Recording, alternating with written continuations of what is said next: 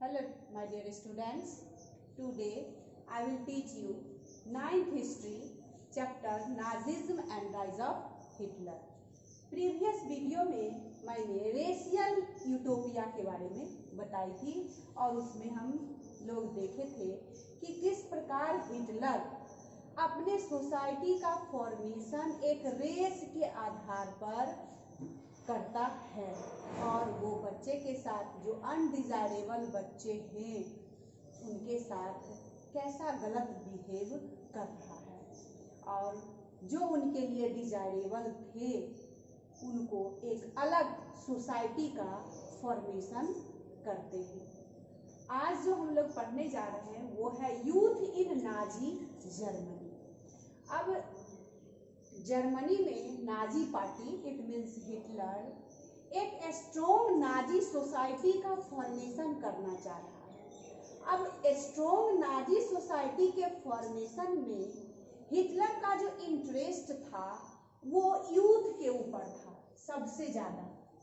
अब यहाँ पे क्वेश्चन राइज होता है कि क्यों उनका ध्यान अट्रैक्शन यूथ के ऊपर था। इसीलिए इस वीडियो में है कि यूथ इन नाजी जर्मनी, यानी कि जब स्ट्रॉन्ग नाजी सोसाइटी का फॉर्मेशन तभी हो सकता है जब वहाँ का सोसाइटी एक यूथ नाजी जर्मनी हो।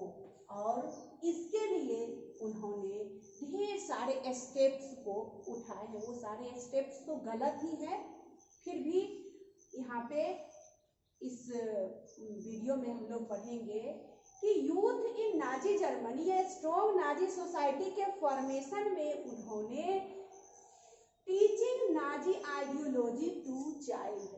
अब एक स्ट्रॉन्ग नाजी सोसाइटी के फॉर्मेशन के लिए जब तक बच्चों को नाजी आइडियोलॉजी के बारे में नहीं पढ़ाई होगी, नहीं उनको जानकारी मिलेगी, तो फिर एक स्ट्रॉन्ग नाजी सोसाइटी का फॉर्मेशन करना संभव नहीं है। इसके लिए उन्होंने उनका ध्यान सबसे पहले छोटे बच्चे पे जाते हैं। छोटे बच्चे, बड़े बच्चे जो भी हो उनके ऊपर जाते हैं उनका ध्यान। और जब आप बच्चों से सबसे ज्यादा अट्रैक्शन करेंगे या सबसे ज्यादा बच्चों के ऊपर आप दबदबा बनाना चाहेंगे तो सबसे ज्यादा बच्चे कहाँ मिलेंगे? तो सीधी सी बात है, आपको बच्चे सबसे ज्यादा स्कूल्स में मिलेंगे। तो अब हिटलर जर्मनी में जितने भी स्कूल्स थे उन सारे स्कूल्स पे अपना वो दबदबा बनाना शुरू कर दिए और उसमें teaching Nazi ideology to children का एक टेक्निक अपनाया। उसके लिए क्या किए? All schools were cleansed and purified and segregated undesirable. अब यहाँ पे ध्यान देने का, ऑल स्कूल्स वेर क्लींस्ड यानी सारे स्कूल को साफ किया गया। अब यहाँ साफ करने का मतलब ये नहीं कि गंदा है और उसको साफ किया गया। यहाँ क्लींस का मीनिंग है वैसे गंदे पीपुल यानी वैसे गंदे बच्चे को उसमें से हटाइए जो उनके लिए अनडिजायरेबल थे हिटलर्स के अनुसार। तो स्कूल्स में तो डिजायरेबल और अनडिजायरेबल दोनों प्रकार के बच्चे पढ़ने आते थे। तो उनके लिए जो क्लींस्ड पीपुल थे, उन मतलब अनडिजायरेबल थे, उनको वहां से हटा के साफ किया गया विद्यालय में, क्योंकि वो किस चीज का निर्माण करना चाह रहे थे? रेशियल यूटोपिया, यानी कि जो मैं चाहता हूँ वैसे बच्चे, वैसे नॉर्डिक आर्यंस यहाँ पे रहे। तो उनको एंड प्यूरिफाइड एंड सेग्रीगेटेड। अब देखिए, वैसे बच्चे को सेग्रीगेट मीन्स अलग करना, यानी वैसे बच्चे को वहां से सेग्रीगेटेड किया गया जो उनके लिए क्या था? अनडिजायरेबल था। अनडिजायरेबल की चर्चा मैं पिछले प्रीवियस वीडियो में भी की थी कि उनके लिए कौन कौन अनडिजायरेबल थे। तो ज्यूस है, पॉलिश है, या जिप्सीज हैं, या ब्लैक अफ्रीकन पीपुल हो गए, या वैसे ग्रुप्स के लोग। मान लीजिए कि उनके लिए डिजायरेबल पीपुल कौन थे? तो नॉर्डिक आर्यंस पीपुल। लेकिन अगर नॉर्डिक आर्यंस पीपुल भी अगर हिटलर के आइडियोलॉजी को अगर वो विरोध करते हैं, उनका अपोज करते हैं, तो वो उनके लिए भी अनडिजायरेबल थे। तो वो हर हमेशा वैसे बच्चे, वैसे पीपुल को साथ में रखना चाहते थे जो उनके लिए लॉयल और सबमिसिव हो बार बार, यानी कि उनका कहना माने, उनकी अधीनता समानता स्वीकार करें। तो इस प्रकार वैसे बच्चे को सेग्रीगेटेड अनडिजायरेबल्स और वैसे बच्चे को स्कूल से हटा दिया गया। Children's thrown out of the school, अब वैसे बच्चे को स्कूल से हटाया गया तो सवाल यहाँ क्वेश्चन ये भी राइज होता है कि आखिर वो बच्चे को हटा करके कहाँ रखे। तो सीधी सी बात है, प्रीवियस वीडियो से ही हम लोग जान रहे हैं कि जितने भी अनडिजायरेबल लोग थे उनको एक गेटोज के अंदर बंद कर देते थे, और वो गेटोज के अंदर जो बंद करते थे तो धीरे धीरे करके उसको उनकी संख्या को कम करते जाते थे, यानी धीरे धीरे उनको मारते जाते थे। क्योंकि उधर तो एक वार भी चल रही है, 1939 से सेकेंड वर्ल्ड वार वहाँ स्टार्ट हो गई है। तो अब वार के शैडो में छुप करके वहाँ पे उसकी संख्या को गेटोज के अंदर जितने भी अनडिजायरेबल पीपुल या चिल्ड्रेन थे उसको धीरे धीरे कम किए जा रहे थे। किस प्रकार? Finally taken to the gas chamber.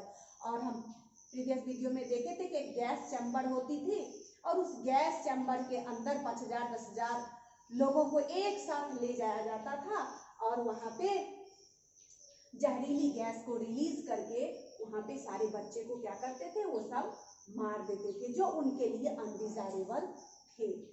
अब देखिए, अब मान लीजिए स्कूल में जब अनडिजायरेबल बच्चे होंगे तो निश्चित रूप से उनके लिए उसमें कुछ टीचर्स भी वैसे होंगे जो हिटलर्स के ओपिनियन का अपोज करते होंगे, निश्चित रूप से होते होंगे, या कुछ ऐसे टीचर्स भी होंगे जो ज्यूस कैटेगरी के होंगे या पॉलिश कैटेगरी के होंगे। तो वैसे टीचर्स को भी वहां से क्या किया गया, यानी कि टीचर्स हु वर ज्यूस और सीन और पॉलिटिकली अनडिजायरेबल वर डिसमिस्ड। इस प्रकार हम यहाँ पर देख रहे हैं कि ज्यूस बच्चे को या टीचर्स को वहाँ से किस प्रकार इस फिगर से दिख रहा है कि किस प्रकार ज्यूस बच्चे को या जो उनके लिए अनडिजायरेबल थे उनको यहाँ से किस प्रकार हटाया जा रहा, चाहे टीचर्स हो या ज्यूस पीपुल्स हो, उनको क्या कर दिया गया, expelled from school under the classmate. और उनके क्लासमेट को भी ऐसी शिक्षा दी जाती थी ताकि उसको वहाँ से हेटेड करके वहाँ से निकाला जा रहा था। तो ये फिगर आपको क्या शो कर रही है, ये शो कर रही है कि अगर स्कूल में कोई ज्यूस टीचर्स हो या ज्यूस पुपिल्स हो उनको वहाँ से स्कूल्स से भी बाहर निकाला जाता था। यहाँ पे आप हम देख लिए उस फिगर में कि किस प्रकार टीचर्स वेर ज्यूस और सीन, यानी कि अगर ज्यूस टीचर्स भी है तो उनको निकाला गया, या पॉलिटिकली अनडिजायरेबल, यानी कि अगर कुछ ऐसे टीचर्स भी होते थे जो निश्चित रूप से हिटलर्स के इस आइडियोलॉजी को, नाजी के आइडियोलॉजी को वो नहीं मानते होंगे, क्योंकि टीचर कभी भी किसी के दबाव में आकर के कोई गलत चीज पढ़ाना स्वीकार नहीं कर सकते हैं। तो वैसे टीचर्स को भी क्या कर दिया गया, वहाँ से मतलब डिसमिस किया गया। अब आगे देखेंगे गुड जर्मन्स। अब मान लीजिए यहाँ पे बच्चे भी अलग हो गए, टीचर्स को भी उन्होंने, जो टीचर्स वैसे होते होंगे जो लॉयल होते हैं उनके लिए, हिटलर के लिए लॉयल एंड सबमिसिव होते होंगे, तो वैसे टीचर्स को वो स्कूल में रख लिया, यानी वैसे टीचर्स को रखे जो टीचर्स एज ए उनके इशारे पर पपेट की तरह काम करे, यानी जो कहा जा वो फिर मतलब डूइंग फॉर एक्शन, यानी कि जो कहा जाता उसको फिर एक्शन से कर दिया था। बाकी मोरली कुछ भी नहीं सोचना है कि नाजी की थ्योरी क्या है, नहीं है, ये हमारे कंट्री को हार्म पहुंचा रही है या नहीं। तो वैसे टीचर्स उसमें, या जो नॉर्डिक आर्यंस ग्रुप के जो टीचर्स होंगे उस टीचर्स को उसमें रखा गया। अब यहाँ पे क्या है, अब जितने भी गुड जर्मन्स उनके लिए बच गए तो उनके लिए स्टार्ट नाजी आइडियोलॉजिकल ट्रेनिंग। अब नाजी के अंदर क्या क्या उनकी आइडियोलॉजिकल थ्योरीज थी उनको सबको बताया जाना शुरू किया गया। Where they were mentally made to accept, यानी कि उनके अंदर ये, उनके मन में उनकी ये भावना डाल दी गई कि that whatever is happening in Nazis is right, यानी कि उनके अंदर इस थ्योरी को डाला गया कि नाजी के अंदर जो कुछ भी हो रहा है ऑलवेज इज राइट, यानी कि सब कुछ क्या हो रहा है, सही हो रहा है नाजी आइडियोलॉजी के तहत। तो और ये चीज बार बार उनको मेंटली प्रिपेयर्ड किया गया। वैसे गुड जर्मन्स को, जिनका की नाम उनके अनुसार पड़ा गुड जर्मन्स। तो वैसे बच्चे को अब मान लीजिए एक जो भी अब बुक पहले होंगे तो वो इस थ्योरी को तो नहीं मानते होंगे, तो उनके लिए टेक्स्ट बुक वेर रिटन, यानी कि अलग से नाजी रेस के लिए एक अलग से बुक लिखी गई या छापी गई, रेशियल साइंस। और हम देख रहे थे कि किस प्रकार रेशियल हेरार्की से लेकर रेशियल स्टेट का निर्माण किए, फिर रेशियल यूटोपिया का निर्माण किए, फिर गुड जर्मन्स का निर्माण किए। तो रेशियल साइंस जो हुआ वो साइंस दोबारा फिर वहां से इंट्रोड्यूस किया गया to justify idea of race. और हर एक क्लासरूम में बच्चों को भी आइडिया ऑफ रेस यानी नस्ल के आधार पर कौन नस्ल यानी गुड जर्मन का फॉर्मेशन कर सकती है या नहीं कर सकती है, इसके बारे में भी बताया गया था। अब इस फिगर में हम क्या देखते हैं कि एक क्लासरूम के अंदर बच्चे को रेशियल सोसाइटी के बारे में या रेशियल कौन बच्चे रेस के आधार पे सही हैं या नहीं है, तो इसीलिए इसमें दिखाया जा रहा है कि रेशियल एंटी सेंटिमेंटिज्म के आधार पर बच्चे को क्लासरूम के भीतर भी इस चीज़ की ट्रेनिंग दी जाती थी।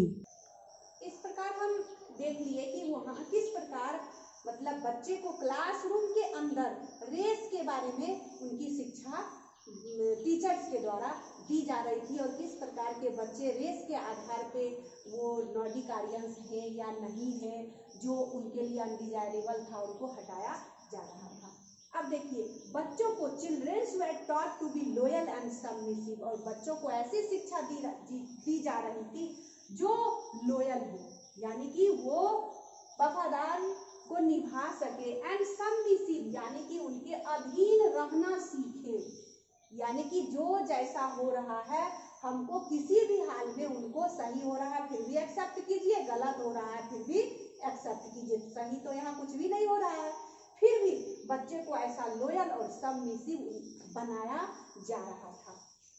हेट ज्यूस, और उनको सिखाया जा रहा था कि ज्यूस के प्रति या पोलिस के प्रति आपको हेट करना है, यानी उनको घृणा की निगाह से आपको देखना है।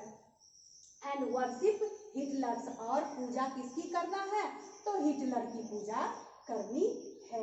तो इस लाइन से हम क्या देख रहे हैं कि hate juice and worship Hitler, यानी कि हिटलर अपनी आइडियोलॉजी को ही बच्चों को सिखाना चाह रहे थे। उनके आगे हिटलर के आइडियोलॉजी के आगे दुनिया की सारी आइडियोलॉजी क्या थी, गलत थी। अब यहाँ पे हम देखेंगे कि वैसे बच्चों को वायलेंट स्पोर्ट्स वेर प्रोमोटेड, और वैसे बच्चों को बच्चे से ही उसको वायलेंट स्पोर्ट जो एक खतरनाक खेल होता है उस खेल में उनको इन्वॉल्व कर देते थे, to make children iron hearted, ताकि बच्चे बचपन से ही एक मतलब सख्त दिल के बच्चे बन जाए, यानी उनके अंदर भावना नहीं हो, यानी किसी के प्रति ममता नहीं हो, किसी चीज की फीलिंग्स नहीं हो, ये फीलिंग्स को बचपन में ही उनको हटा देते थे। स्ट्रॉन्ग एंड मस्कुलर, और बचपन से ही ऐसे मजबूत बच्चे का फॉर्मेशन करते थे जो आगे हमारे नाजी आइडियोलॉजी को एक्सेप्ट करे और एक स्ट्रॉन्ग नाजी आर्मी वो लोग बन सके। इसके लिए बच्चे को बचपन से ही, जैसे हो गया बॉक्सिंग या और ऐसे भी खतरनाक स्पोर्ट्स होंगे, तो उनको ये बताया जाता था। तो इस प्रकार आज हम क्या देखें कि आज हम देखें कि नाजी जर्मनी के अंतर्गत हिटलर एक बच्चों के द्वारा एक स्ट्रॉन्ग नाजी सोसाइटी का फॉर्मेशन करना चाह रहे थे। नेक्स्ट वीडियो में बताऊंगी। धन्यवाद।